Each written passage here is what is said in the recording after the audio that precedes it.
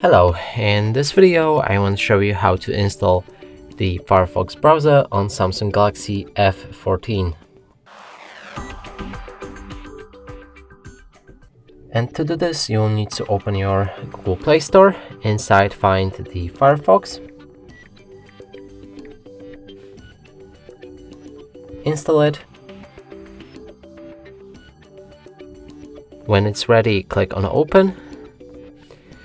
And here we can customize the browser with different theme, pick your toolbar placement, sign in to turn on synchronization, switch between different privacy protection settings, and read the privacy notice. Finally, click on Start Browsing, open any website, and as you can see, it works fine. And that's it for this video. Hope you like it. Please consider subscribing to our channel, leave a like and a comment below.